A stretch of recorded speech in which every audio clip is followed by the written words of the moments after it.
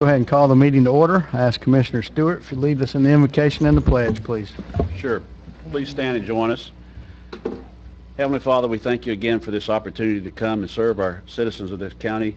Lord, we thank you for your blessings. Lord, we just ask that you be with us this year as we go forward, that God, that you prosper us and be with our staff, God, and bless each one that's here. Lord, we ask these things in your holy name. Amen. Amen. I pledge allegiance to the flag of the United States of America and to the republic for which it stands, one nation, under God, indivisible, with liberty and justice for all. All right. Thank you all for coming out tonight. Got a couple opportunities to hear from the public. We have a citizens to be heard at the beginning or at the end. You can choose either one. You can also speak on each individual agenda item. If you will, please fill out a speaker card with Ms. Patty, and when you come up, give us your name and address so the folks at home can hear you as well. Any changes to the agenda? Mr. Chairman, I'd like to pull item 25 from the consent agenda so we can speak to that. Okay. I'd like to pull item 22, so I'd like to speak to that. 22. And I'd like to pull item 10. 10, okay. I've done it. 10, 22, 25, that's it. And I heard from well, the folks that were given the St. Mark's presentation. They are canceling their presentation tonight, and they also don't want their item considered on the agenda tonight. They'll come back at it at another time.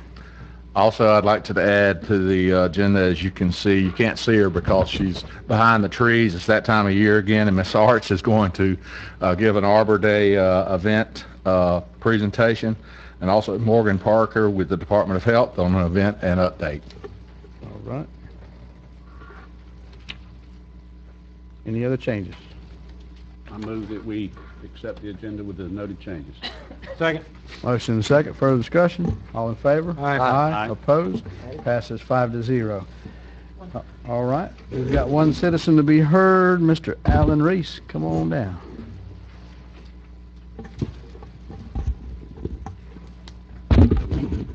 Alan Reese, 294 Emerald Acres Drive. Thank you for this opportunity.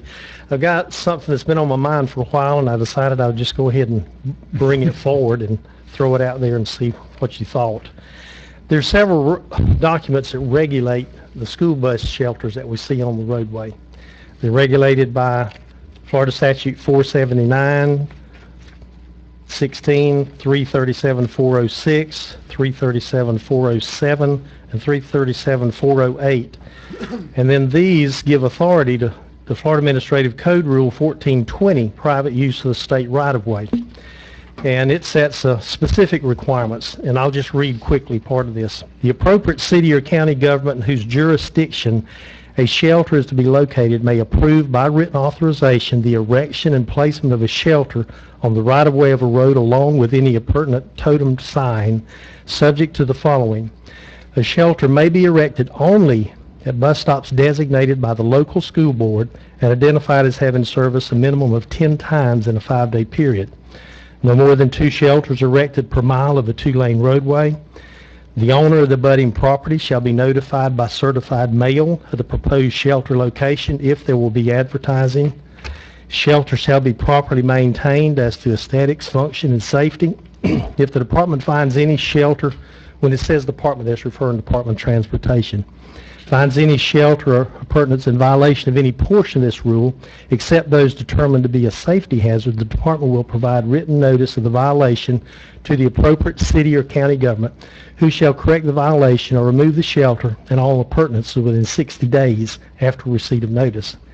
Whenever necessary for the construction, repair, improvement, maintenance, safety, and efficient operation, alteration, or relocation of all or any portion of a state road, any shelter or appurtenance thereto authorized by this rule shall be immediately removed from the right-of-way or shall be reset and located thereon as required by the department at the expense of the shelter owner.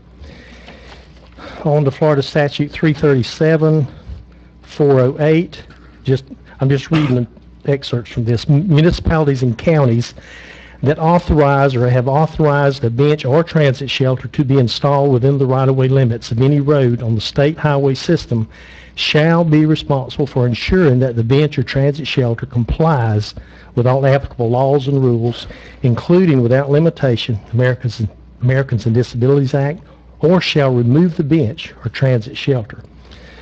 I just did a quick survey between MedArt and the county line. There's 7 of these school bus shelters. Now there's a few others in the county.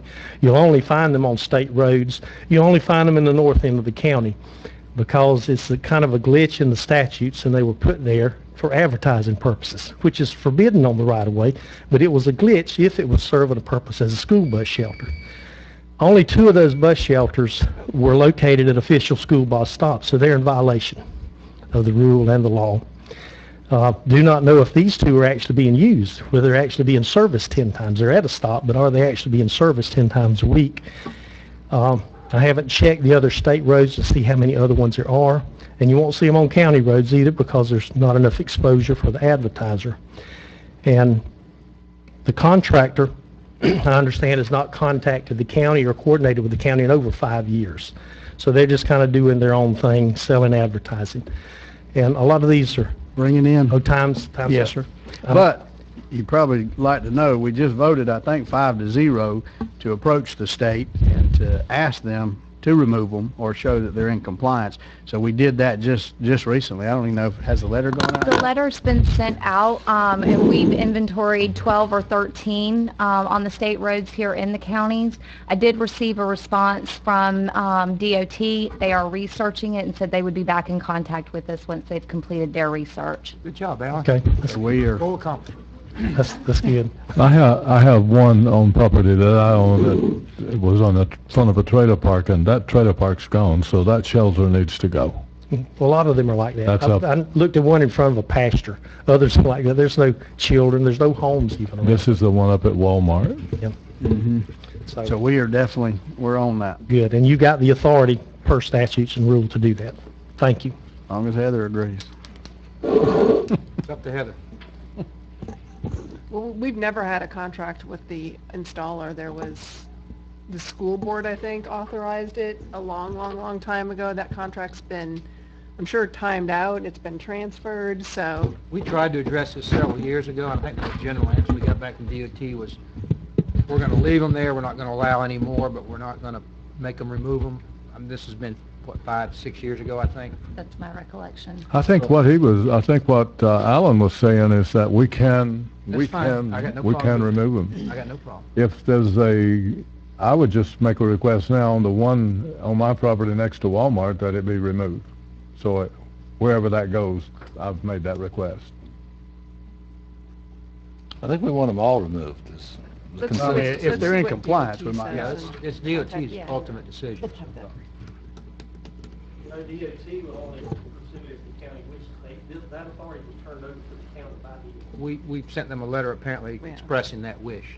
That's correct. And we'll coordinate with you as far as initiating the legal level that you want them to. We're on it. Thank you. All right, that ends our citizens to be heard. Awards and presentation, we'll hear from Miss Arts. Come on down. Welcome back, Miss Arts. You want to dance with Jerry? Thank you. Jerry? Right there, sir. They want me to put that on my property, Ms. Arts. I'll just leave that when you leave.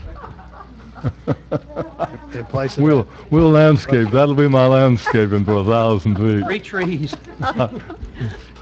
That's a summer special. Good evening, gentlemen, and Happy New Year. The Wakulla County Garden Club, formerly the Iris Garden Club, invites you and everyone watching to our 14th annual Arbor Day, Crawfordville Arbor Day tree giveaway in Hudson Park on Saturday, January 20th.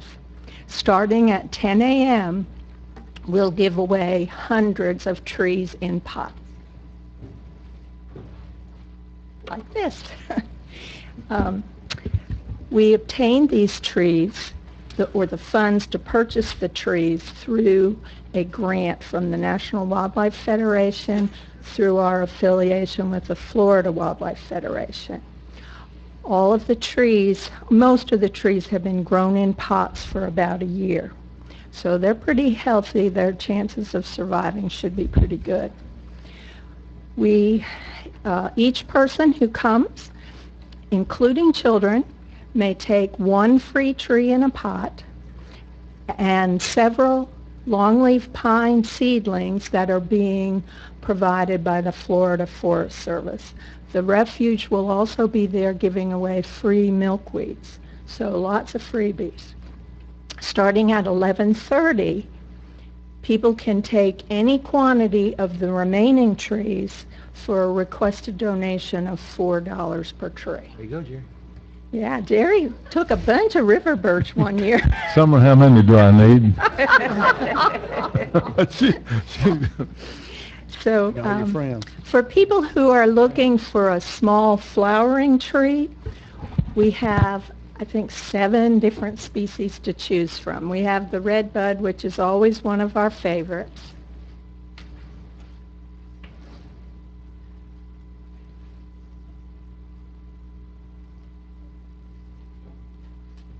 We have fringe trees, or Grancy graybeards. We have crab apples. We also have Tough as nails. big flowered silver bell, flatwood plums, rusty black haw, and parsley hawthorn. So quite a selection of small flowering trees that many of them have nice fall color too. If you're looking for a big tree, we have mockernut hickories, we have bald cypress. And for the first time this year, we're offering the American beech. And this is a very majestic tree that has coppery colored leaves in the fall. So we're excited about some of our new trees. It's about as far south as those grow naturally, right?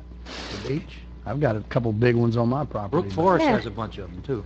Yeah, I planted 3 when I moved here at the turn of the century, and They're doing great. What did you just say? I planted some when I moved here. In the turn of the century. Right, around 2000. Oh, Not the 19th. On the wagon trail. Century are you thinking? That's older than Jerry. And they've all done nicely. They're pretty good size now. There's also trees like that on Beechwood Drive. Right, that's why they're named. Oh, That's why they're named Beechwood. For people who are on the coast, we are offering sand live oaks, which is a small evergreen tree that does well in sandy soil, and it's salt tolerant. So we have some other evergreens that feel easy to recognize. We have southern magnolia and southern red cedar. I planted those around my well. They make excellent. That The red cedars are great for screening. they're great for salt water. They'll grow right up on the side of salt water. I get my Christmas tree from naturally growing red cedar every year, right on the salt water. Right. That's Yeah. another one that's salt tolerant. They made me lose my train of thought. You probably have river birch. Not this year. I Not got this about 5 river birch from you about 3 years ago, and they're 30 foot tall now. They Yeah. grow so fast. Really? If you don't know what tree would be best for your yard, we'll have a handout with descriptions of the trees and the conditions they like. We'll also have arborists, foresters, master gardeners, tree experts to help you make decisions. But if you really want to be prepared for the free trees, this Wednesday at noon at the library, we're having a Meet the Trees presentation by the Garden Club. So they'll have samples of all the trees and a slideshow that shows their mature size and shape, their fruits, nuts, blossoms, leaves, fall color, everything. So please come to the library this coming Wednesday from 12 to noon to meet the trees. And then definitely we want to see you on January 20th so you can get your free trees. And there will be music, food, vendors, exhibitors, so it should be a fun event for the whole family. I've left some flyers on the table over there, and the commissioners all have them, so spread the word. Hope to see you. Sorry, it's that thing at the library is not actually from 12 to noon. Chuck just said it's from 12 to 1. 12 to noon. Yeah, that would be fast. Good catch. Thank you. Thank you very much. And again, January Good to see 20th, you. 10 to 12:30, rain or shine. All right. Next, we'll hear from Ms. Parker with the Department of Health.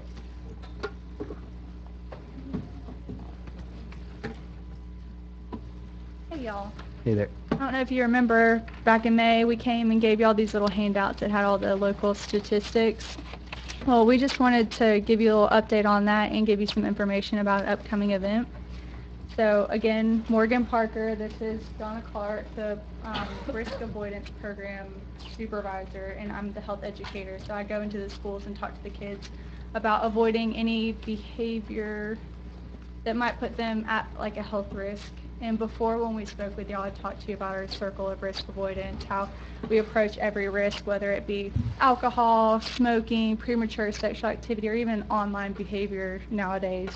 Avoiding and then giving them the tools to avoid and then bringing back up to avoiding.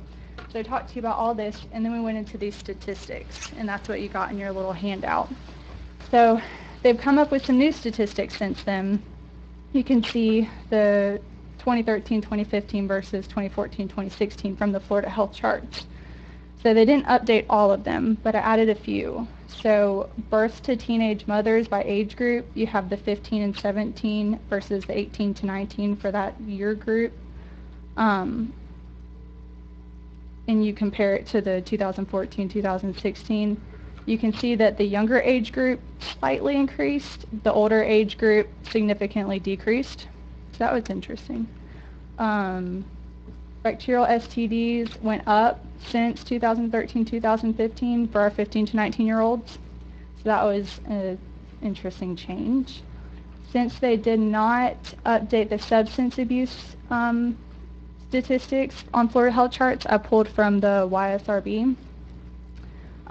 You can see the blue is Wakulla and the green is Florida for alcohol, blacking out, cigarettes, e-cigarettes, and marijuana use. So Wakulla County compared to Florida, we're high on a lot of our statistics for substance abuse. What is those numbers on the left? Is that percent of the population, or is that It is raw numbers of people? because Florida's population is so big versus like the small of Wakulla, they have to do like, you know, math.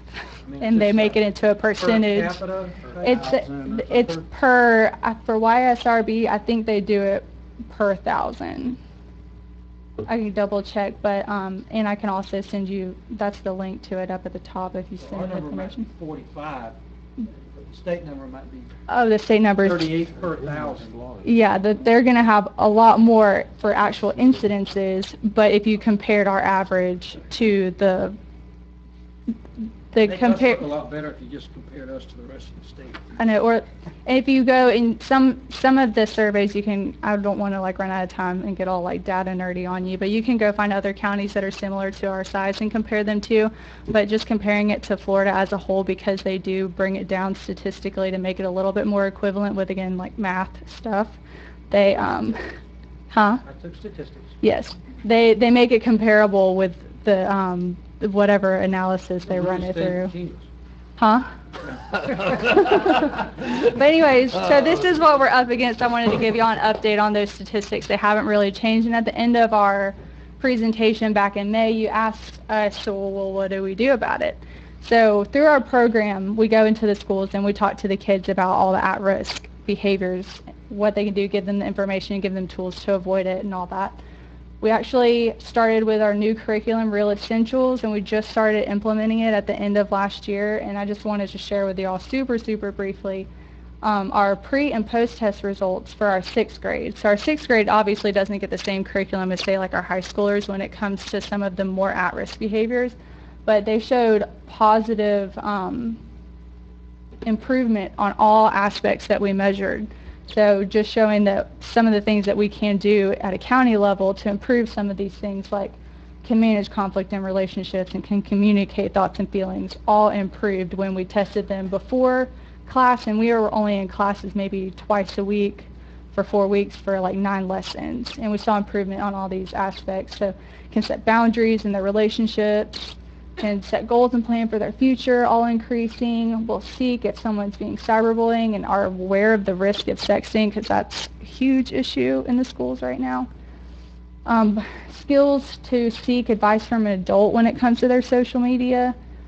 And this was interesting, to resist drugs and alcohol. They showed improvement on it. We didn't go over drugs and alcohol with them. We just did like character development, resisting, saying no, standing up for yourself, being a leader, all of those things. And they still, on this topic, showed improvement for having this, thinking that they had the skills to resist drugs and alcohol. Possible for couples to stay together for a lifetime. It is so crazy how even in the high school, like all the way middle of high school, they think that's not possible. They'll put disagree. And we're starting to see improvements on that when we test them. Possessing skills to be a leader also significantly increased. So this is kind of what we're doing from ours to answer your, well, what do we do about these things? We're in the school and we're trying to do something about it with our program, our risk avoidance program. As a community, what we can do though, has anyone heard of the 40 developmental assets? Any? No? So this entity, the Search Institute, did a lot of research on a lot of youth and across all dimensions, economic backgrounds, and all across the world, age range. They identified 40 positive experiences and qualities that brought youth to the optimal health standard, which was having 30 or more of these positive experiences or these developmental assets. And they pretty much break them up into 2 sections.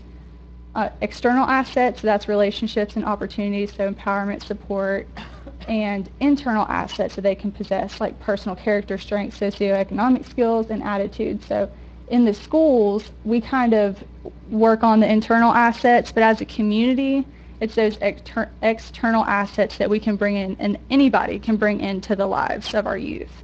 So this event that's coming up that I wanted to talk to you about, it's this Saturday. It keeps double clicking. It's the health fair in Hudson Park, and as a community, we can bring in support to youth, even adults in this case. We're doing free screenings. We have a plethora of vendors. They're going to be doing screenings, info, all sorts of stuff. We're out having the medical academy students come in, and they're going to be assisting with all that, blood pressures and weigh-ins and all that. And the goal is to implement the strategies to improve positive lifestyle changes in the community. Question? What is the high school medical academy? My daughter's in there. It's been going on for a long, even since I was in high school, and I graduated in 2010. They, Oh, that's a long time. you pretty much come out of, so long ago, they come out of high school with their CNA. They can be a certified nursing assistant. Instruction course. Yes. Okay. And actually, I'll add something to it. My daughter, 9th grade, she got a certain grade on a test in medical academy, and she got a certain grade, and she got 3 credit hours of college. Yeah. Mhm. So I The didn't know. TCC will transfer. Yeah. It's an academic study. Though. Yes. That's what I didn't know. It is. So more so providing community assets by having our high schoolers come in and be a part of this event. But improving positive lifestyle changes. So this is a whole list, or not, I think there's even some that aren't on this list, of providers that are going to be present at the health fair. So we have Big Ben Cares, HIV testing, Bond Clinic, STD testing, One Blood. They're going to do like their blood drive, but they can also do cholesterol screenings while they do that. Our Department of Health Dental Hygiene Clinic is going to be there giving out information and doing hygiene screenings. The Sickle Cell Foundation is going to be doing sickle cell screenings. Nursing program at Florida State's coming to do some health screens. I think this is where the high schoolers from our Wakulla High are going to be coming in and helping the FSU nursing students do health screenings. The Appalachia Center is going to be doing activities, information on mental health.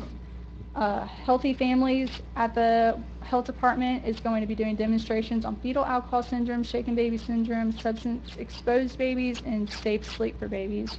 Wakulla Library is issuing library cards, and the sheriff's office is going to be doing distracted driving. So I'm going to turn it over to them in a second to talk more about it, because it's actually Macedonia Hands, Sabrina Williams, who's partnering up with our risk avoidance programs to make this happen.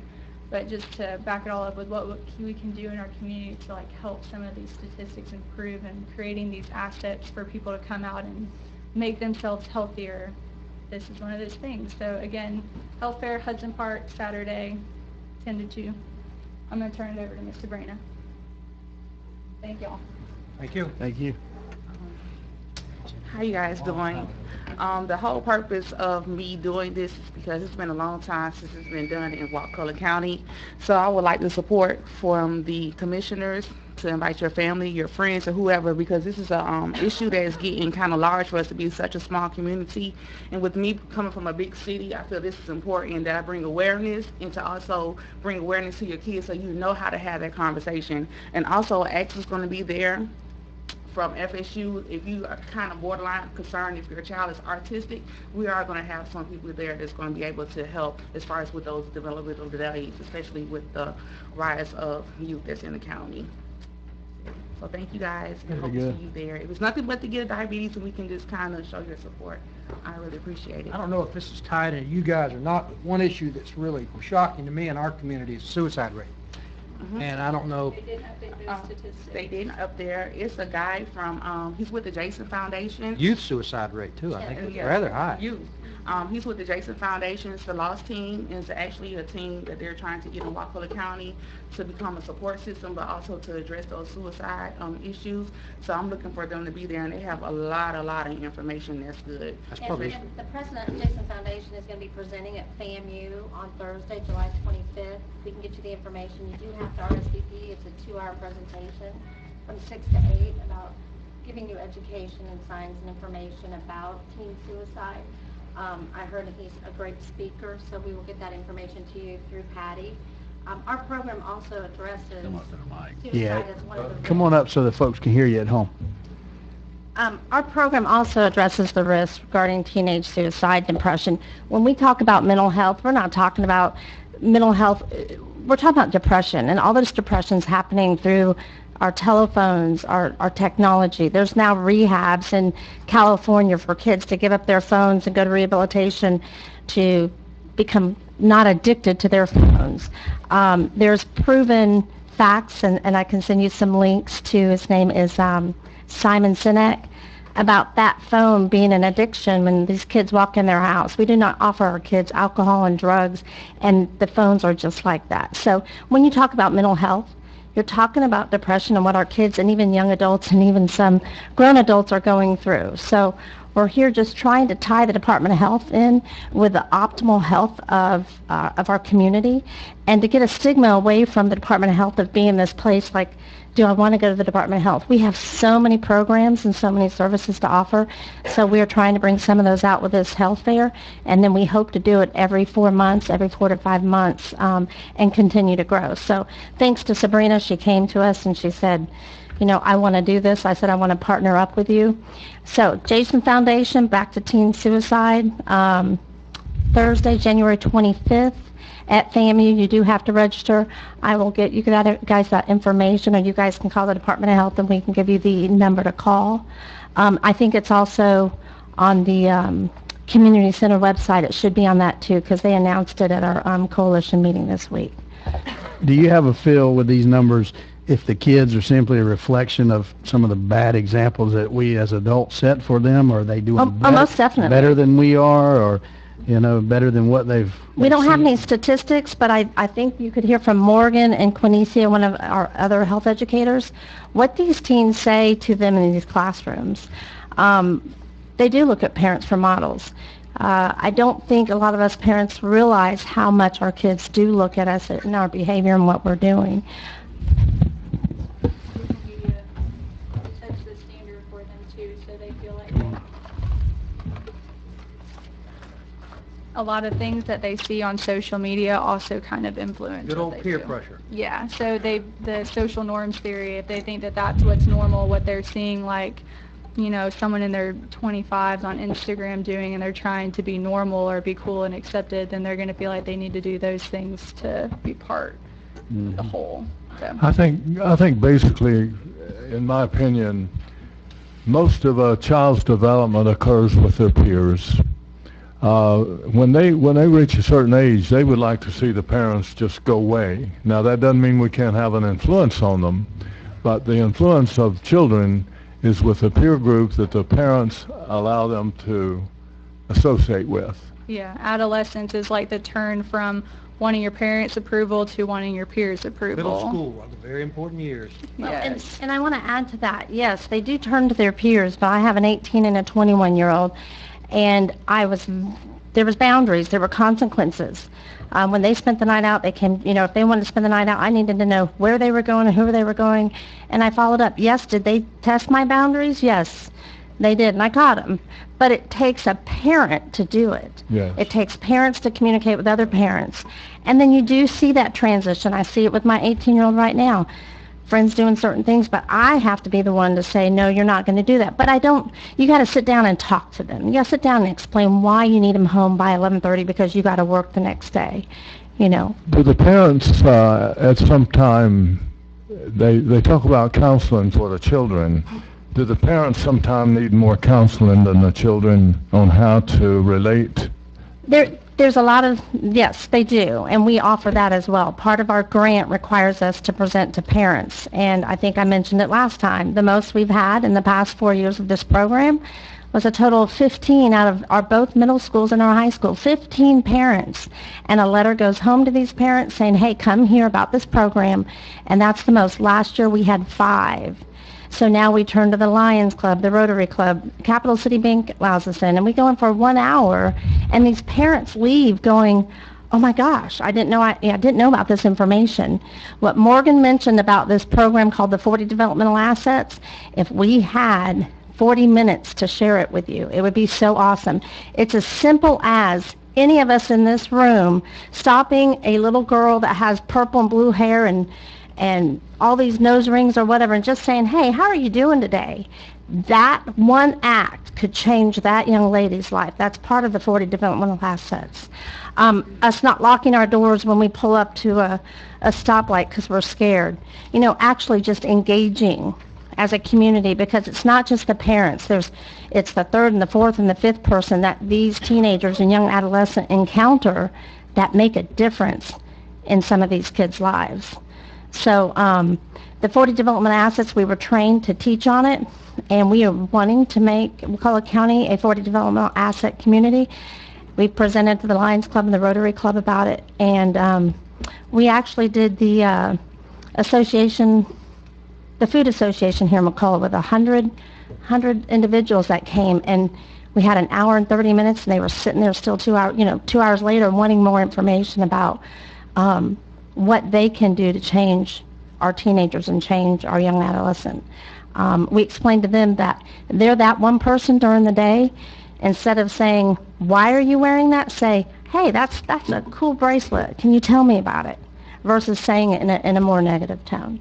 So we are working. We just need your help, and we're going to be here more to present as updates as Morgan and Quinicia continue to get into the schools. And we just need more community involvement. We need to get this word out to our community, and we need anybody's help. We'll come to you. We'll spend 1 hour with you. We'll bring food if we can, but the only way we can get to our parents is through other organizations besides telling them they need to come from the school. It's not going to happen. If we could get sporting events, man, we'd have the whole county. But that's not going to happen. Thank you for coming. You're welcome. Thank you very much. All right, that ends our awards and presentation. Do we have a motion to approve the consent? So moved. Minus the 3 items that were pulled. So moved. Motion and a second discussion. All in favor? Aye. Opposed? Passes 5-0.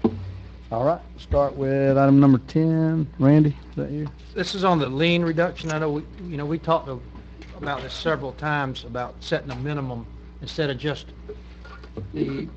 collecting the administrative hard costs. We set you know, a minimum above that.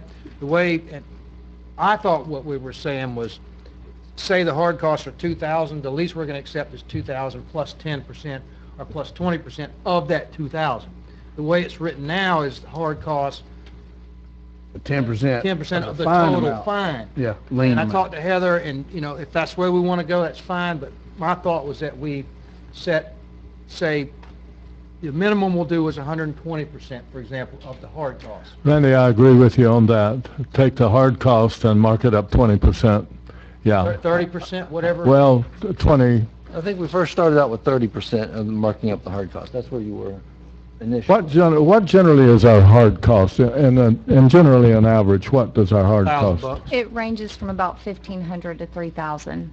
1,500 to 3,000. So 30% on 3,000 would be another 1,900.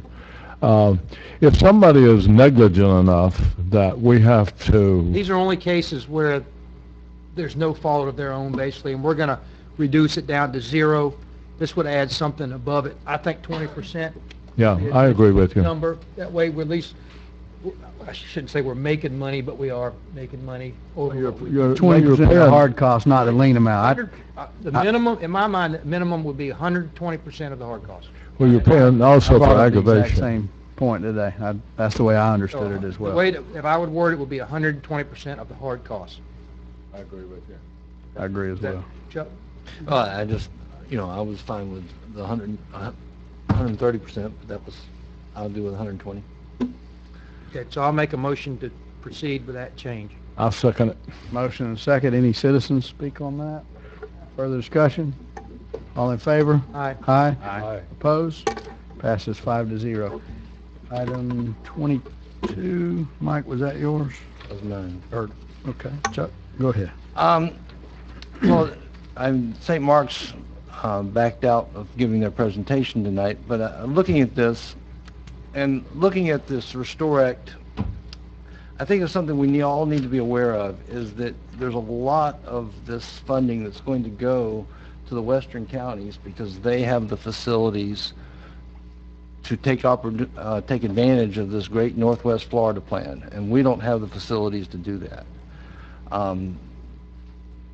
One of the things we can do is enhance visitation in our industries here, like our tourism industry, through supporting an activity like the St. Mark's Lighthouse restoration. That's a big thing for our county, the symbol of our county, to have people that will actually be able to go into it and go up in the lighthouse, and that will attract a lot of visitors. But the way the system works is that we will have real difficulty getting funds from the Gulf Triumph for those type of activities. And so we need to be aware of that and discussing anytime you talk to one of our legislators, that this is a problem for us, and they need to be really thinking about this as we move forward, because the only thing that we can apply for in the Northwest Florida Management, Great Northwest Plan, is education. And education is a long-term fix, not a short-term fix. And by the time we get the educated people to make a business model here, this funding for supporting them will be gone, for creating these businesses. And so that's not going to work for us in the long term.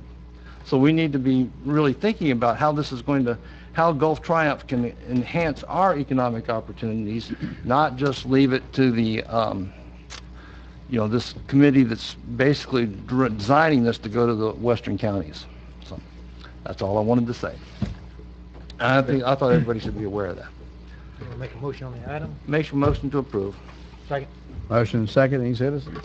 Further discussion? All in favor? Aye. Aye. Opposed? Passes 5-0. Item 25. Kind of rigged against If you look at the, on item 25, if you look at the analysis, the proposed ordinance provides the following: defines the term of canopy and then removes the aggregate total square footage and allows freestanding signage not to exceed 128 square feet. And it goes on and permits also wall or roof signage not to exceed 32% of the building. This has been fought over and over, the sign ordinance has.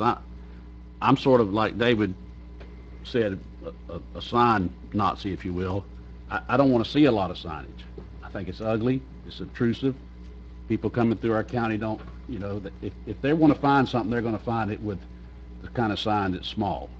I know the one person that this has been kind of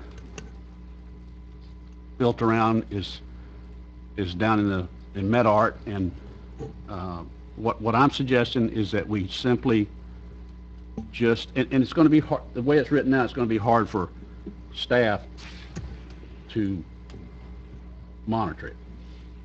So I'm suggesting that we just simply allow freestanding signage not to exceed 200 square feet and take out, I mean, that's just 200 square feet. There would be no allowance for on his walls, anywhere else. It's just 200 square feet. That's on freestanding.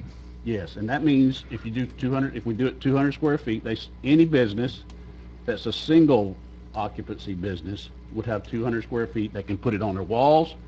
They can put part of it on the walls. They can put on the canopies around their gas station, or they can do freestanding signs. Now, in the instance of the guy that's in MedArt, this would allow him another 60 square feet, did we say? Roughly 80. 80 square feet, so he could put him up some, either on his canopy or out by the highway, the sign of his price of his gasoline, or whatever he chooses to put there. To me, that's the best fix, and we limit signs now and for, you know, going forward. Now, that don't apply to multi-use businesses. They would have, what would we say, 250? We could up it to about 250 or 300. I suggest we do that. reasonable Suggest that the size. staff brings that back tonight to up it to 250. What is the, Summer, what's staff position? Staff would be supportive of retaining the aggregate square footage total for signage. It would be much more efficient for staff to process and easier for an applicant to make that application. So I would be supportive of, you know, upping the square footage allowance You're for saying you both support single what and, Mike's proposing? And Yes. and it makes it your job easier. That's on to- single occupancy. and we would also up the multi-tenant occupancy square footage as part of that. Okay, now, you know, we had a citizen group to get together and make the sign-up ordinance, and the business community got together and made up this sign ordinance, and this is the numbers they came up with. You know, the 128 square feet is a significant sign.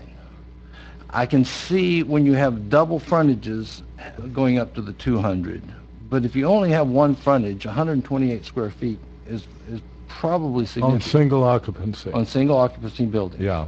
Okay, and so if you've only got one frontage, 128 square feet is fine. If you have the two frontages like the Rockies does, then you might need a little more because you've got two roads that you want to. His happens, He's got three. I mean, he could, if under this ordinance, he can get almost 700 more square feet of signage on his building, and that's just ridiculous. So we need to, you know, recognize that we need to have an aggregate total, and you know, the business community said 128 square feet is fine for a single frontage building, and so why don't we keep that for the single frontage and the 200 square feet for the two road frontages? We're just at the, we kind of want to nip this in the bud, I guess, but we are still at the advertising the public hearing, so Right. we're not going to decide it tonight, but No, but I'd like the staff to be able to have some I agree, guidance. I agree. So, Chuck, make sure, so you don't agree that 200-foot period is okay for single, I mean, they don't have to put up 200 feet, but they can put up to 200 feet. Well, I mean, the business community said 128 square feet is what they currently have. I will go with Mike on the 200 myself. But are you talking about eliminating the facade language, though? Yes, Yeah, it's it'd be just just a- 200 feet. They can put it anywhere they want. They can put it on the side of the building, they can put it on their canopies over their gas pumps, they can put freestanding signs, But doesn't, Or in any combination there. or any combination thereof not to exceed 200 square feet. so Rockies has some signs that doesn't advertise their business, but it says, you know, RVs or campers or different, that goes toward the total? It does. And right now, they haven't exceeded 200. With all that signage they have, they still haven't exceeded 200. But I understand they don't have enough room left to put up signs for Right now, they prices. don't. But And so now that's a hindrance for consumers. But I'm just thinking about let's fix the thing where we don't keep coming back, changing it. I know the business said that. In this case, I think the business was incorrect. I just want an attractive county where we're not seeing big multiple signs everywhere. That's what we all want. And I've heard Jerry say that. I've heard Jerry sit here and say that we're crazy about signs. I'm just familiar with spacing of signs on buildings. I'm really familiar with that, and I guess we have one business now that we're really trying to work for, but we can't meet. Ruckus just happens to have, his canopy has 3 exposures by itself. His building is so large that above his windows there's a huge amount of space, and he has one sign. Then on the back he has another canopy that's visible if you're coming south. I don't know how I would have accommodated that very easily with 32 square feet on any side on that particular, but the 128, the 200 might work for Rockies. It may be more than the normal freestanding would need, but I just did a drive up to Walmart today, and CVS has nice lettering on their building. It's not obtrusive, and they've got it on 2 sides. Burger King has it on 2 or 3 sides, and it's still not obtrusive. I don't know what the square footage is, but they, I can go along with 200. Are we talking now on the are we to the multi-tenant space yet? If we go with an aggregate total on single occupancy and increase that to 200, then I would recommend that we up the multi-tenant occupancy. I'm not going to agree with that 200 on that. The space that you have above You said you want to increase it. You would, yeah. to the 32. No, to 250. To the 250, to 250. Per 50 on the tenant or total? entire center or per tenant? It would be a freestanding sign of 250 is what I would propose, and then the way it's written now is each tenant would have 32 I square can do feet. that.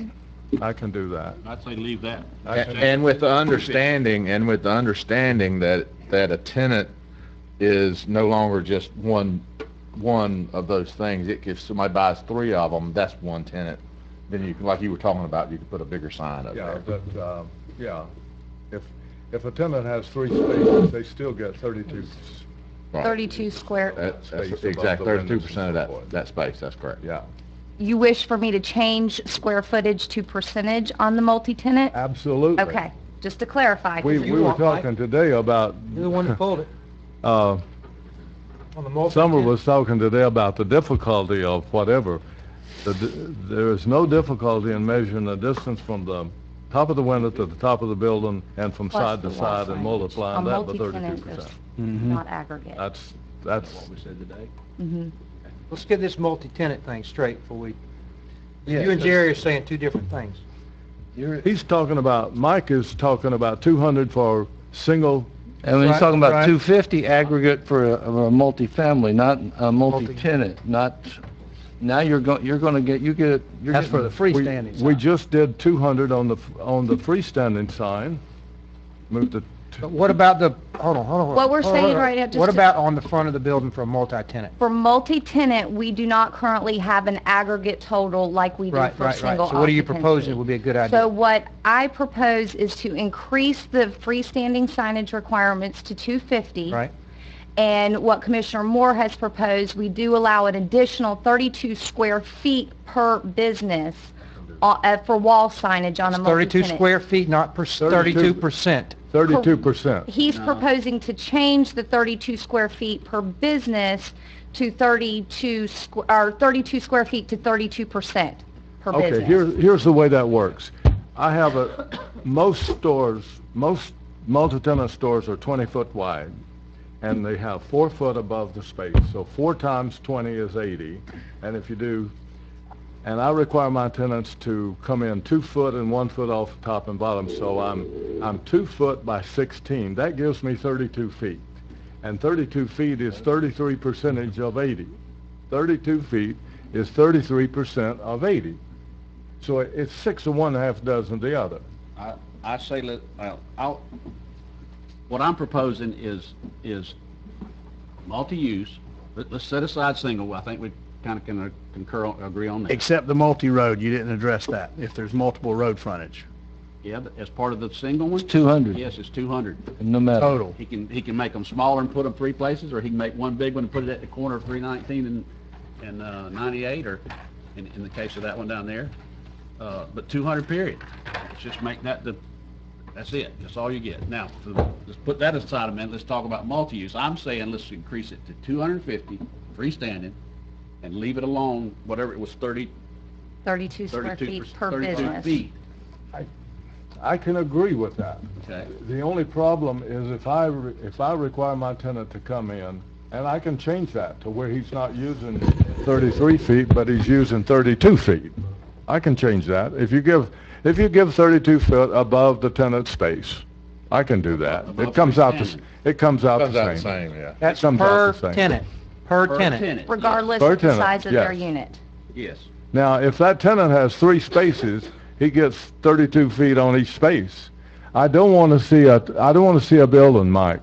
I don't want to see a building that's got spaces in between tenants. No matter what the size. So I agree. I don't want, because I've got that in a couple of places. Gotta be a little careful though, guys, because a It lot doesn't of make these the- build-outs, Sir?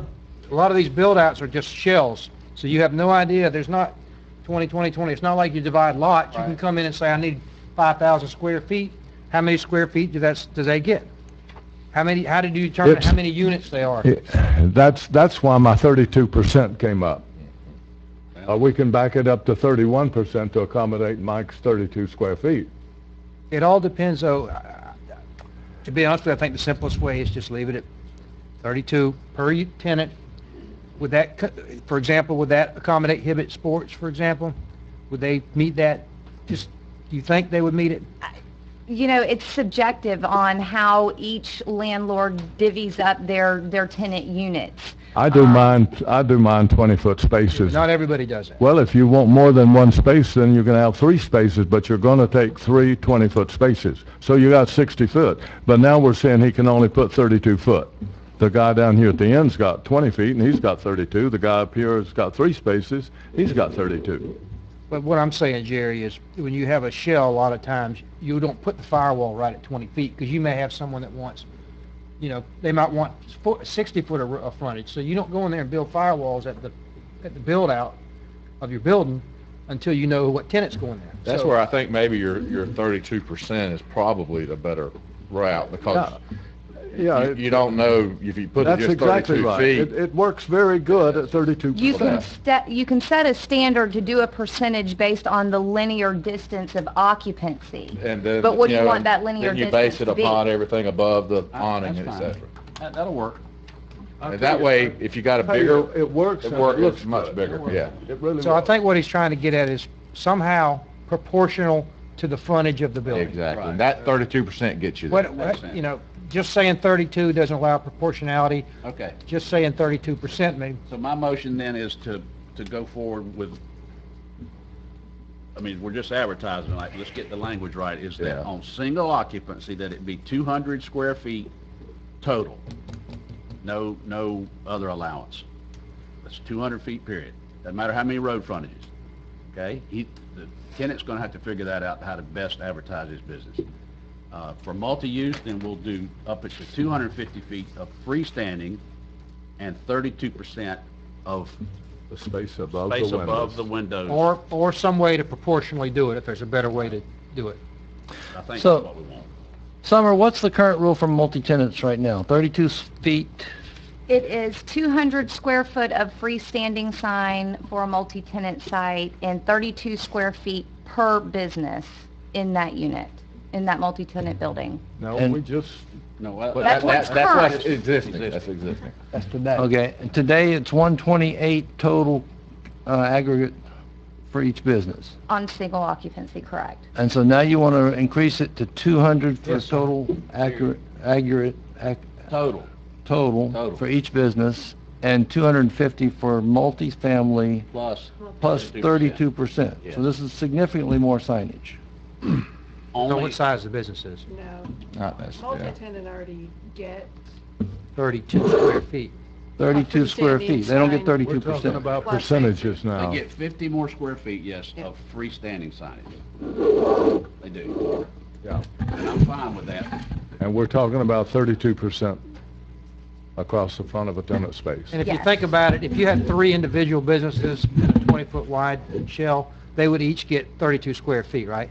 And if you have one business in there, it only gets 32 square feet also. This change would allow that person to use theoretically that whole 90, whatever it is, I can't add. 32% of the space. The little guy gets 32 and the big guy gets 32%. If the percentage works out the same. That's better. Commissioner Thomas, didn't you bring up the centering? Yeah, that, I'd like to see us strike that. We've got a provision in there, wall signs shall be centered vertically and horizontally. I don't think we should care about that. I'd With say all- that's right. With all due respect, that's the way I do, because to separate the tenant spaces, I come in 2 foot, in, let's say a 20-foot space, I come in 2 foot so that there's attractive You separation. can still do that. You can just still say do we're it. not going to mandate you have to Okay, do it. all right, I'll let you go. Now, then Rockies would have to change half their signs. Yeah. Yeah. So that's my motion. I'll second. All right, got a I'll motion. draft something and bring it back for further direction to advertise, just to make sure you fellas are comfortable So, with it. let's be clear, the motion is to advertise, but we've given staff direction, so we're not making those changes tonight. The public will still have a chance to come back at the public Bring hearing. back better verbiage on what we just agreed on. And the second as well? Yep. Any citizens want to speak on that? No? Further discussion? All in favor? Aye. Aye. Opposed? Passes 5-0. Clear? I'm All good. right. You good? So, let's see, that ends our consent agenda, correct? Let's go into general business, item number 6. Motion to approve. Second? Motion and second. Do we have any citizens? Further discussion? All in favor? Aye. Aye. Opposed? Passes 5-0. Good job, Greg. That was easy. $2 million. Boom. That's a good idea. We need to tell the public what. Okay, Mr. Chairman. this is for the new fire station, and it's a $2 million Let David explain. The agenda item was a request of board approval to award the bid to Advon Corporation, which I think those guys are in the back there, for approval of the construction agreement. The project is about a $2.4 million project. We're long, hard hours worked at it. We had it came in over budget, but we were able to whittle it down to get it to where it was tolerable, and so we're ready to move forward with it, and we're looking forward to it. It'll be a great thing for our county, and we're happy to be able to move forward. This is going to be a state-of-the-art Yes. facility that's going to house our fire and EMS like they have deserved for many years, Yeah, and we're going to yeah. finally get it. So That's Not right. more than we need, but No, what this we is need. exactly what we need, not it's more built and not so that we less. can expand on it. That's right. They've Yeah, it designed it in needs to such a be way that we built can well. add not to a it. Taj Mahal. It is not a believe me, it was when Greg had it first. But no, Greg Kelly and CRA, they did a great job, but we've got it whittled down now to where it's a very functional, everyday building. Were So, we able to keep Chief LaMarche's fire pole? no, no, that went out with the $200,000 doors. It is going to be split-face block, what you're looking Yes, it will be split face, have a generator and all that good stuff. Those are things that we added back in. So Good. we appreciate Advon and CRA working with us, and to get it down to where we can move forward with it. And thank you guys. Thank you. Glad it's finally coming together. Yes. Item number 26. Actually, Mr. Chairman, we didn't take a vote on that. We discussed, voted. did we? Yeah, we Did we Yes, vote? not here. This request, board to select a citizen at large member for the Parks Advisory Committee and approve resolution appointing selected member.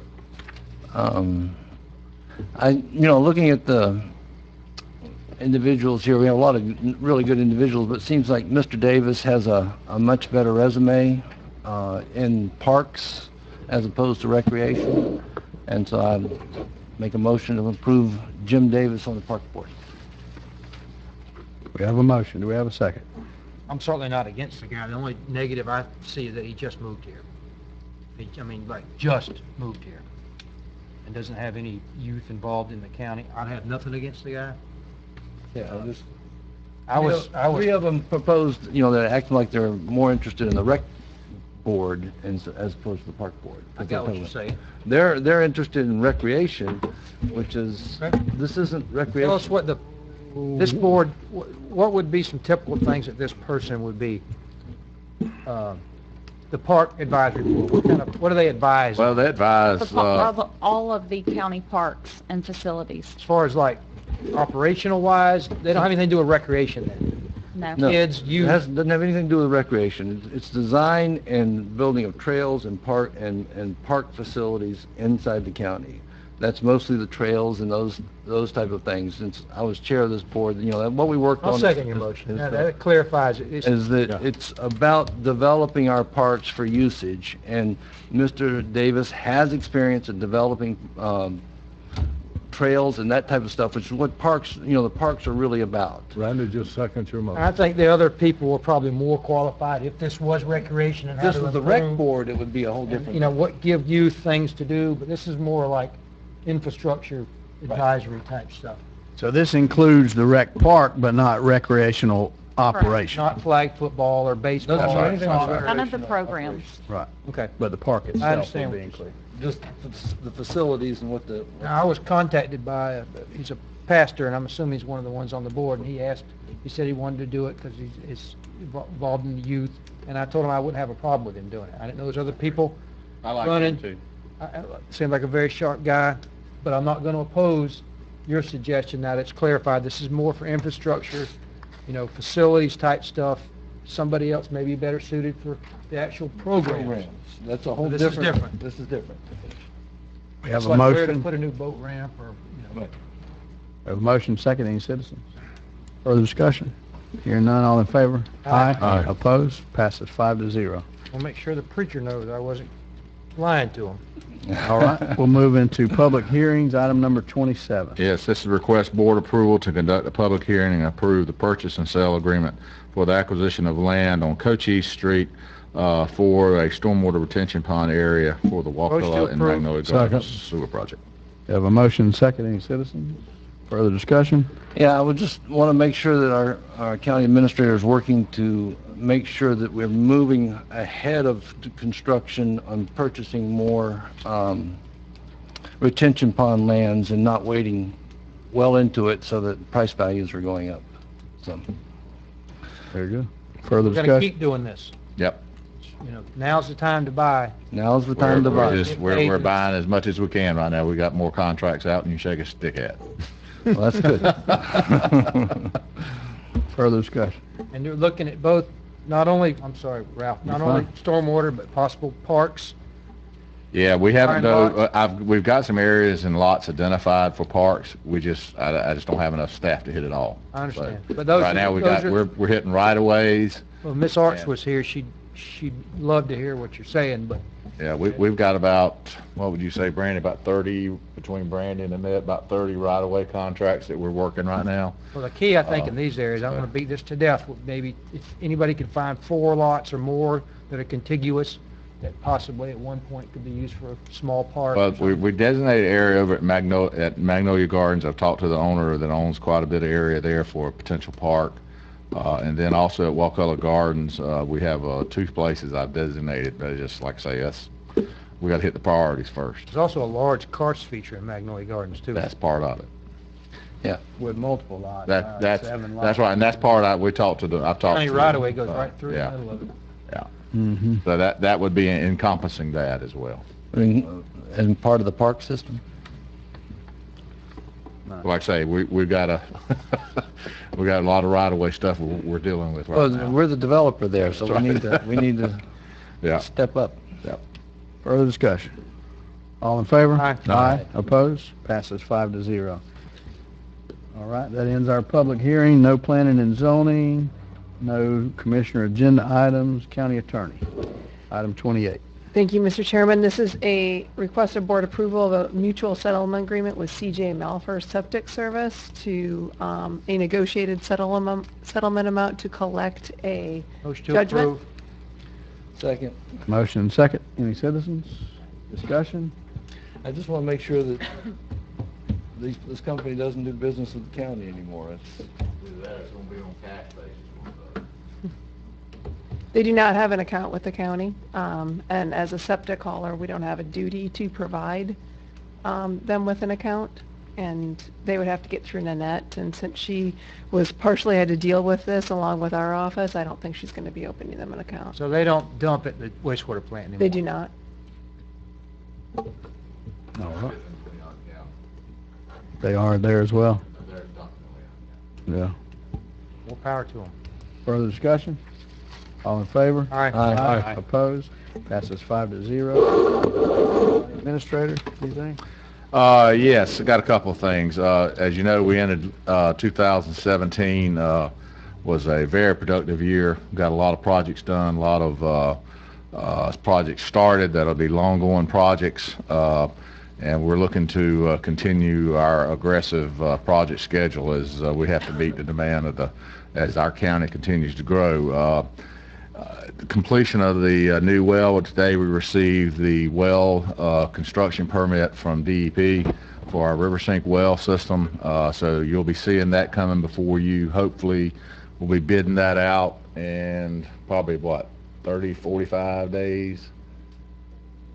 Yeah, about 45 days. What You'll probably size? seeing that hit you, 8-inch well. 8-inch, they're going to do a test well first to see if they Oh, can yeah. develop the water there? Yeah, and so anyway, we've got that, and we're also going to be coming with you. We've got as part of that deal, DOT, that you guys signed last year. We've got 43 acres of land now that we're going to turn into well fields, but also we got to manage it. So we're going to be planting some, looking at doing some type of management program on that because it was. Where's your 43 acres?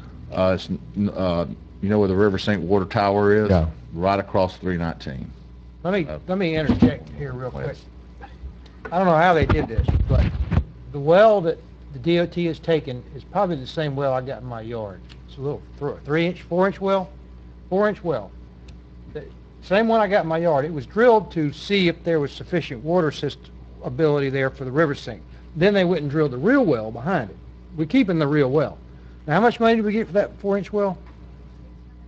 $650,000 and Probably a 43 acres. $6,000 well at the most, huh? And 43 acres. And 43 acres. So I want to commend whoever, It was a team effort.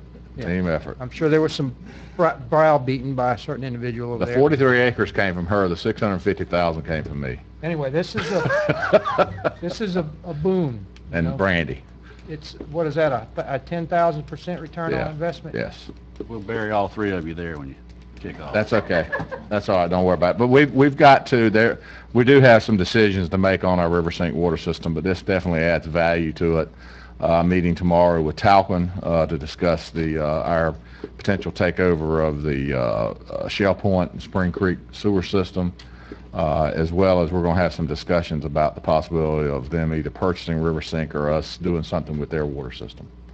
Because we've got a lot of areas in our county that need to have water service that currently are being underserved by Talcon, and it's a big problem. And we've got to do something.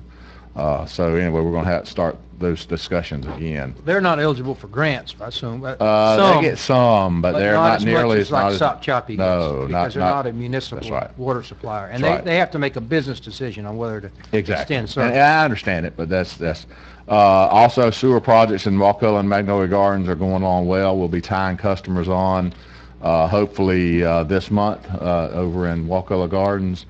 Then we'll begin tying over in Magnolia Gardens, but that'll probably be later. Our wastewater treatment plant is finally back on schedule again. We hope. As Brandy says, I kicked a lot of trash cans to get there. But I believe we're there. The proof's in the pudding. Is that right, Ned? Right. So we're hoping to get it going, as well as paving of the roads in Magnolia and Wakulla Gardens. That's going to begin soon over in Wakulla Gardens, and then they'll come to Magnolia Gardens. They're already Putting the laying base on. base down in Wakulla They're Gardens. laying right? base down. We've already got ditches established in Wakulla Gardens, and then they'll be moving over to the Magnolia Gardens. So that's going well.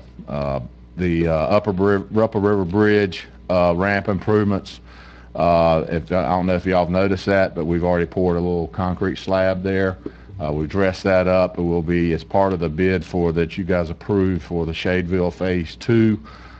Included in that was a alternate for $15,000 to do all the paving for the parking improvements and paving right around the ramp. Cody's already ordered all the porta-john is already there. We'll be encasing that, as well as just like at Shell Point, the what it calls, the little awning thing for all that will be put there. We'll begin charging there, turning that facility into a very nice facility. Concrete work by Mike Turner. Concrete work was by Mike Turner at a very low cost. Lower bridge and ramp improvements, those bids, we'll get those in on the 11th. That will be for lowering the ramp, pulling the existing ramp out and lowering it at a steepening the angle. And then we'll see how much money we have in the boating fund. This is coming out of the boating fund. See how much money we got, whether we can do some more paving. If not, we may have to wait next year to continue paving. So that's going along well. Hopefully, like I say, Thursday we'll know something then. The MyApp Restore App Pot 1 is almost completed. I'm reviewing, Sheree and I are kicking back some spreadsheets now, but we should be wrapping that up this week. So the next phase will come to you guys for a finalization. The state expenditure plan for the consortium will go to the state the first quarter of this year, and we'll hopefully be getting some funding out of that in the fall. We've negotiated with the contract. We're negotiating right now with the chamber on the new agreement for the old courthouse. That's going along. We're in general agreement. Jessica and I are working on that. Are they going to pay for the elevator maintenance? What's that? Are they going to pay for the elevator We're maintenance? working out all that. We threw everything at them, and they're supposed to throw us back some stuff. So that's an ongoing discussion. It's basically want to set it up to where we're going to take the building, and they're going to. That's a major expense, you know. We're going to take the building like it is our building anyway, but then they're going to be putting money into the fund to do improvements and also to pay for their space, so they understand that. So we're just kind of restructuring the deal a little bit. If you can get the mullet put back up, I'll be happy. And I know your mullet is top priority. Have you been up there in the top? Did you walk all the way up the top of that thing? You can still get up there. When I was a little boy, I did. Yeah. Well, I was a little boy about 3 weeks ago. I went up there, but there's a bunch of wasps up there, though. But you can still get up there. The EMS billing, as I sent you guys a note on, we're doing really well. Thank you, Nanette and Louie and Marvin for that. And the guys, also, we've pretty much wrapped up the fire union negotiations. We'll wrap that up more than likely next week, so that'll be coming to you guys in March, I would imagine, depending upon if the union will ratify the deal. They have to take it through their process, so I'm assuming it'll come back to you guys in March. Let me just comment. That's a big deal that we've gotten the collection rate up, because we have forever had to augment that budget so much with general fund money.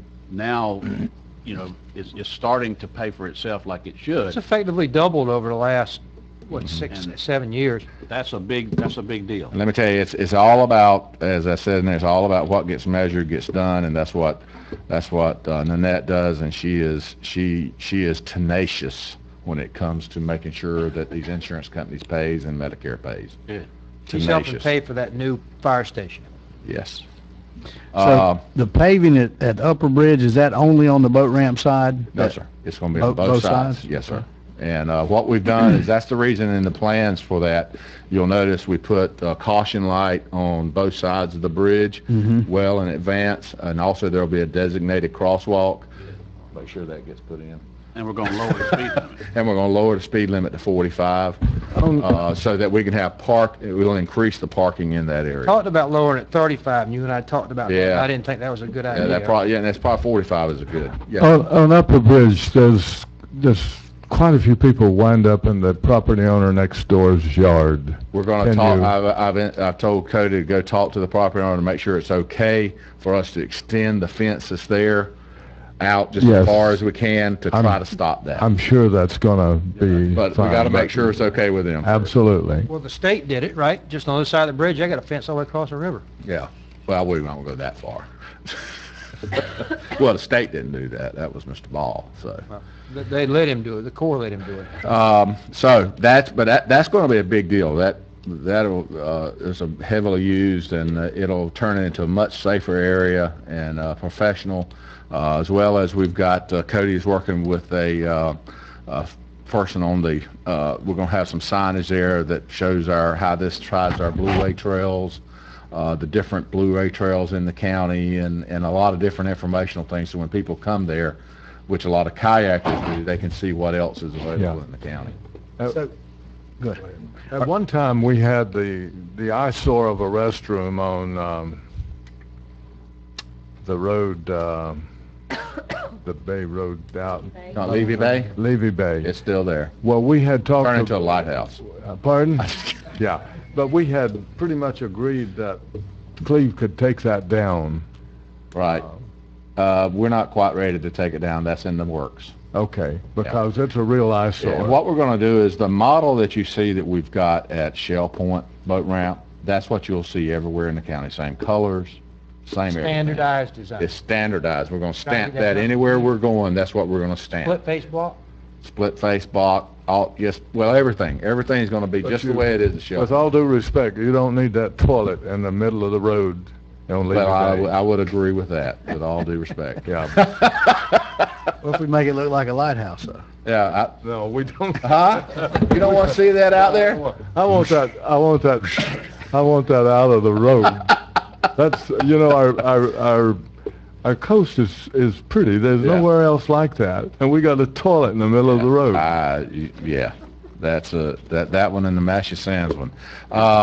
We've got, let's see, also, as I was talking about, we got right-of-way purchases and easements out right now that hopefully we'll have wrapped up in May at the latest on Lonnie Raker and Council Moore. Realize this takes a lot of time and effort. It's not easy trying to get 30-something people to agree when they connect, and it's all over the place. So anyway, we're just about there. It's just now a matter of getting the mortgage companies to agree to the easement and to the sale. So that's where we are in that part of it. Are we any way close to getting the 3 stop signs off of, No, sir. Make a motion, I'll certainly second it. Before you do that, let me finish so y'all can do that in your time. Also, I would encourage you guys, and I know Commissioner Thomas is doing this, encourage you guys to stay tuned what the Constitutional Revision Commission is doing. Okay, what they're putting out, as well as the legislature. This year is going to be a big fight for home rule as well as the Constitutional Revision Commission. There's a couple of proposals that are kind of scary for counties and cities. No ways about it. But also, Cherie, next meeting, she'll begin her process of updating you guys on the legislative, what we're looking at and what we're doing, as well as I'm sure Commissioner Thomas will be right in there with that. We've continued. Last year we had good, strong growth. Had 246 single-family home permits issued, and COs, I should say, issued, and our commercial sector was saw significant growth as well. So as a whole, our county is doing very well. That's it, Mr. Chairman. One more question on the upper bridge. So are you paving down to the water line? Is there going to be any ramp improvement? Or is it... We've already put a concrete ramp in, but it stops at the water line. Okay. And that way it's already rock there. Mm-hmm. So we just stopped at the water line. Gotcha. And we'll marry up to the existing concrete that's there with asphalt. It's really a small boat launch. Yeah, it's really a small boat launch. It's what we're trying to encourage is a small hand launch or a very small John boat. Trying to keep the Brandy's 35-footer out of there if we can. 35-foot contender triple. Yeah, 300. so she tries to launch that thing there and it runs over kids swimming and all kinds of stuff. Did you stop the kids from jumping off the bridge, speaking of that? The kids have, believe it or not, we don't hear it. We have not heard any complaints over that. I think it was all the rocks that was put down there as part of the bridge revampment. We put danger up there, rocks. I think they figured out they couldn't compete with the rocks. Or have you been jumping off, Brandy? Oh, is there? Okay. Well, we don't hear the complaints that we used to, so. All right. We talked at one time about putting something up there and replace the guardrail so they just couldn't jump off the bridge. Well, yeah, remember we talked about that and nothing worked, and so, Yeah. but everything right now is calm, and it'll be a good place. A lot of families love to come there. It's a great little swimming hole, and it's a good little area for everybody. And if we can control it to where there's just hand launches and small boats, that way everybody can use it for what they want to. There was a sign that said no fishing and no alcohol, and they took the no off, so now it says fishing and alcohol. All right. That's a lot. You got a lot going on. That just touches the surface. Yeah. Thank you. Citizens to be heard, number 2? No one? That'll take us to discussion items. Mike? Two things. One is, I had said back, I think in maybe September, October, that I was going to bring back the mowing issue of the right-of-ways, state right-of-ways especially. And, but I said I was going to wait on Miss Arts and her gang to get us some input, and they were a little tardy in doing that. I got it yesterday. We all received it. We passed it around. And first look at it, it looks like it's doable. Make some minor changes to it. I intend to. I've told her I want to bring that back by the first meeting in February, or very latest second meeting in February. So that's why it's a little late coming, but it is coming. The second thing is the appearance of roadways in our county is terrible, and I just want to speak to the citizens and Waste Pro that we gotta do better. I mean, I'm embarrassed when I drive around on our county roads how bad a shape they're in. I mean, just from my house, there's a 32-inch TV. If anybody needs a TV, it's laying in the ditch. Mattresses, and this is on paved roads that we drive regularly on in Wakulla County, and it's terrible. People, I remember way back in, I think, Randy, when you were over doing Cleve's job, we did a covered load law, Yep. and I don't know how we enforce that, but I don't know if the sheriff department enforces Mike, that. if I could, I was going to talk about that later. Let me add something to it. I did talk to Jared Miller, the sheriff, earlier, and I suggested maybe he could start, because he said he sees trucks. Not saying it's all Waste Pro, but I see a lot of C&D going down the road too. I do too. Which, when you see a house rat laying on the side of the road, that didn't come out of somebody's trash can. But I suggested, why don't y'all give the drivers a warning ticket? That's not punishing the driver, it's not going to put points on the license, but then that gives Nanette a mechanism to fine Waste Pro, or whoever it is. If it's Crowder, if it's whoever. And I know in Waste Pro's case, it's in the contract, right? They're not supposed to let garbage blow off. So if there's a warning ticket, that way you're not punishing the driver, but this guy got a ticket because trash was blowing out of his truck, y'all can fine Waste Pro, right? And that's what I was going to. I talked to Nanette about this today, and that was one thing she said to reiterate tonight was that the citizens, when you have issues with Waste Pro and they're leaving trash on the sides of the road, or they're not picking it up on time and it gets blowed out of boxes or whatever, then you need to call. And I don't have the phone number. Nanette told me to get that, and I apologize. I don't have the phone. 926-7616 and complain. And those complaints, it's a complaint-driven thing that we have with Waste Pro, and if we can get enough of those complaints, then we can penalize them.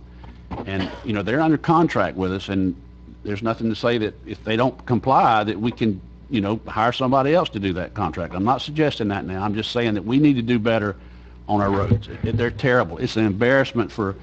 I've had people drive through here from out of the county and made note of how bad our roads look, and the sheriff's department is doing their best. I called, I didn't talk to Jared, I talked to the undersheriff, and he agreed, and he's going to try to help step up inmates cleaning, but they can't clean all the roads, and so we've got to do a better job. And I see I'm behind people in pickup trucks and stuff's blowing out. And yeah, I'm not gonna take on Waste Pro or anything or say one thing or other about them, but about other than television sets and tires, about 70% of this stuff comes off the back of a pickup truck.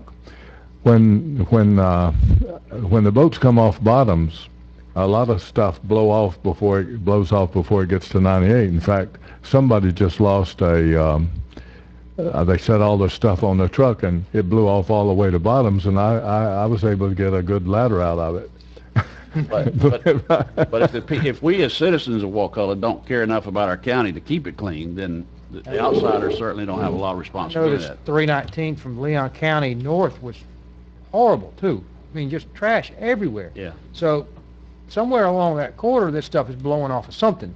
Now, they finally picked it up today. I was going to call somebody, but they finally picked it up. But the sheriff's department just picked up 319 a few weeks ago, and it's again terrible. trashed out. There's these daggum styrofoam cups and these That comes out of bags, plastic bags. Folks throw it in the back of their truck I and it understand. blows right out. I understand. It comes right out. And I don't think it's Waste Pro. I think this Well, is I'm not saying it citizens not is, taking care of but their house wrap is not a citizen. That's No, that's- C&D. Because I've seen a lot of loads of C&D go down the road that contractors will overfill the dumpster and they get that little, tarp that wraps over the top, and there's still stuff blowing off everywhere. Did you talk to Vinyl siding. you talk to sheriff about writing tickets, warning tickets for citizens that are Yeah, throwing trash out? whoever. Yeah, whoever. Whoever they catch, I agree. That's a good idea. We need to start We need to enforce it. So if somebody tosses, I was coming here today and I had a big Zaxby's bag. Throw it out the window? No, if somebody threw it out the window right in front of my yard. Yeah, that's what it's about.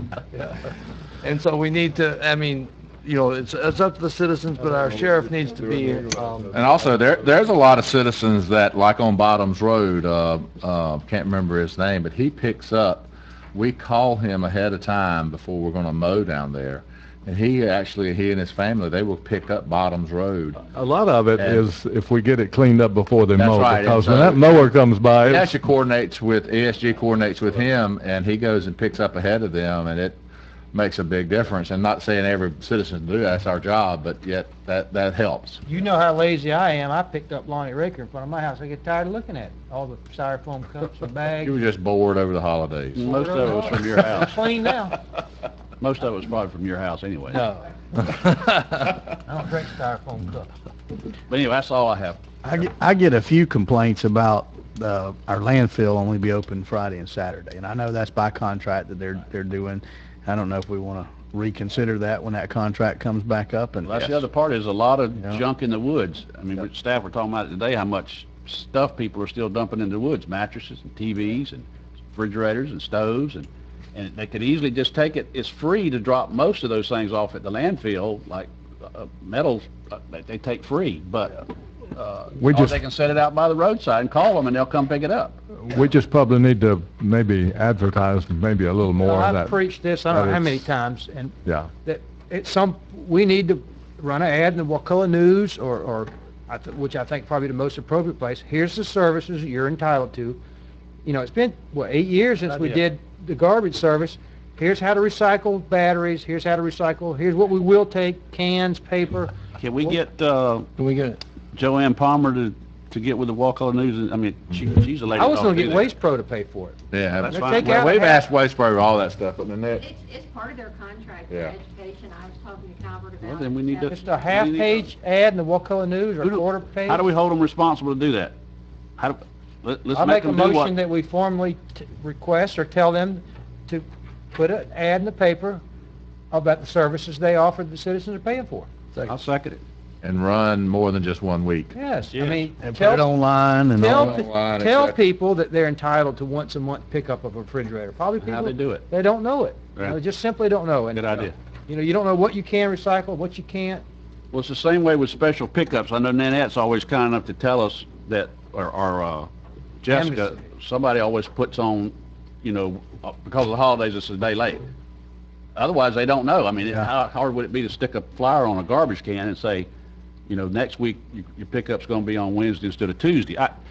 I just think that they're being irresponsible on part of their contract, and we need to hold their feet to the fires. And nothing against Calvert. Calvert's super nice guy. He'll take care of it once he knows about it. I was a little confused by the notice this time because I thought New Year's was a day behind as well, but only the week of Christmas was a day behind, right? So No, it was New Year's was Mine behind, was too. a day late. Oh, they picked up mine on time after New Year's. Well, on Sop Choppy, it was a day late. Yeah, because I didn't put it out the day I normally do. I put it out the next day, and they didn't come. So Say this again, I spend the $60 a year, whatever it is, so they'll pull in my driveway and pull it out of my yard, so I ain't got to worry about what day it is. yeah.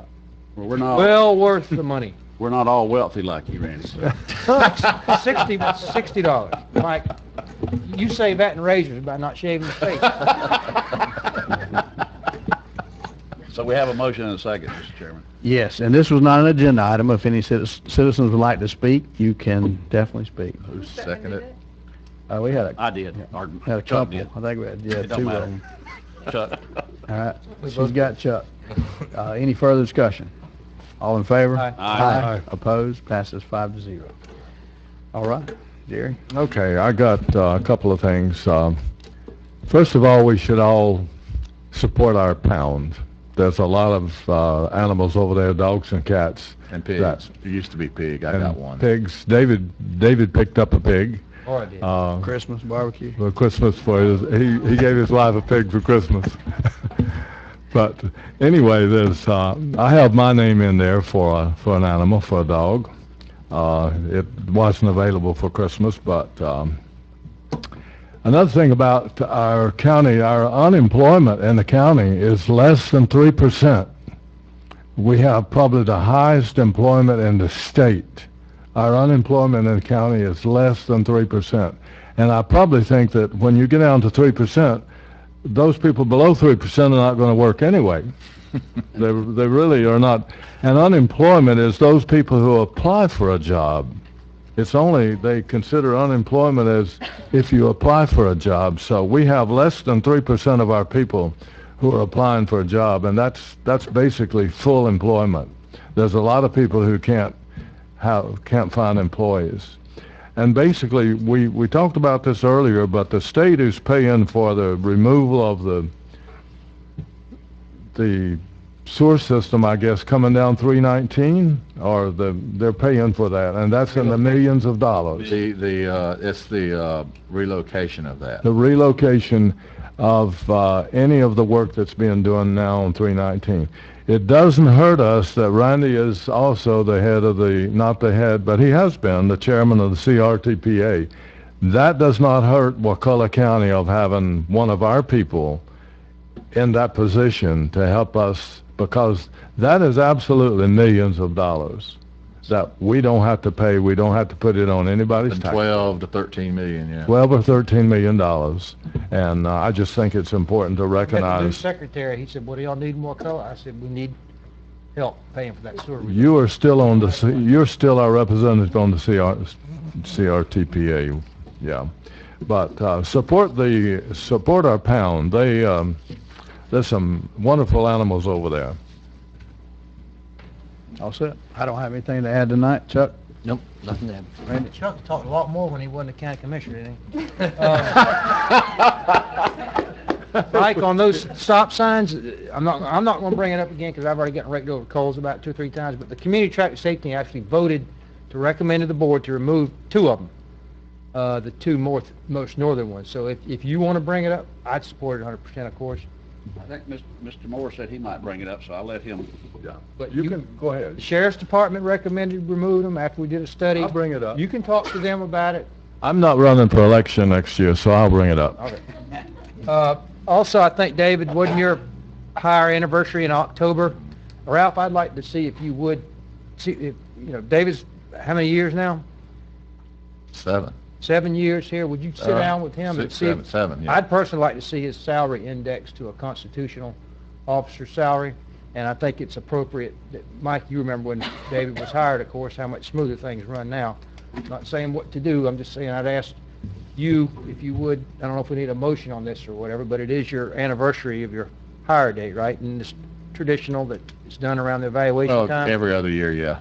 I can agree with you on that, Randy. And Ralph, if you'd bring something back, if you don't, can you mind doing that? Sure. Okay. I think That's all I got. basically, excuse me, Ralph, I think basically you have more employees than the Sheriff's Department, maybe. Is that right? You don't have. You have the second number of We employees. have a much larger budget. Yeah, well, budget-wise, yeah. Yeah, we control a lot And more money. your budget is a lot more varied the things that you do. But anyway, I support that, Randy. I think our director of the Appalachia Regional Planning Council, we just had his, and I was kind of balking on it, how much they wanted to pay him there. Other people on there looked up and I had two heads going out. They said, we got to pay this guy. Anyway. So obviously, we can't talk outside of this No. meeting. You guys have any direction whatsoever? I'd like to see his salary indexed. Personally, me would be to the sheriff. Mhm. That way, that's what it is. It's based on population. Our budget is what, 10 or 12 times what their budget is? Probably. Well, it's, our budget's about, what, Brandy, about 40 40? million with capital? Yeah, 80, but that's with their double counting.